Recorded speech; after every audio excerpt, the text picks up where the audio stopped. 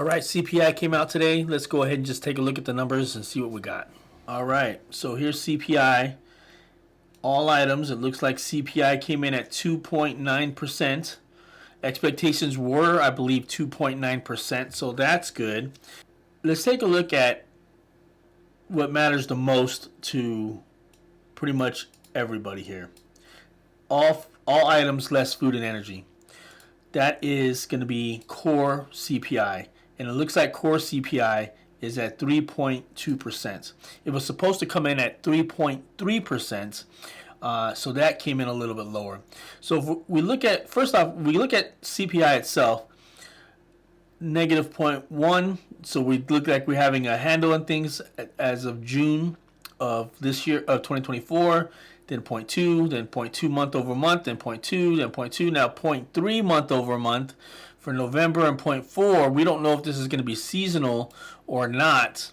This could be because it's a seasonal thing with Christmas and everybody purchasing. But overall 2.9, that was what is expected. Then we go ahead and come down to, again, less food and energy, core CPI. Again, that was 0.1 above, 0.2, 0.3, 0.3, 0.3, 0.3, 0.2. They were expecting 0.3 again, month over month, but it went down just 0.1%. And then there we go, 0.3, 0.2 year over year. You know, one of the big things here with core CPI is shelter. And it looks like shelter, unfortunately, is still up 4.6% year over year. I mean, just take a look at these month over month numbers. 0.2, 0.4, 0.5, 0.2, 0.4, 0.3, 0.3. So because it hit expectations, people were happy about this, but I still am not certain I like this. Now, there's a thing to be said that when these numbers start to go negative, it's bad for the economy. They call it stagflation. So you don't want it to go back. But hear me out.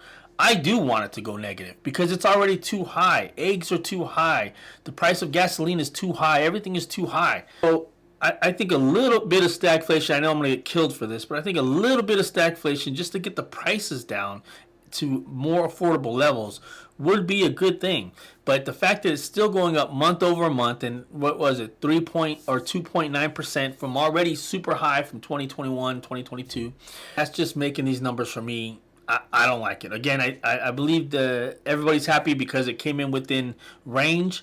At least that's what I'm seeing. And don't get me wrong, CPI at 2.9% or core at 3.2%, those typically would be phenomenal numbers. Before 2020, if they would have kept coming out with that, people would be very happy with that number. To me, this is the way that the last 4 years have played out. I'm not talking about presidential. I'm just talking about financial.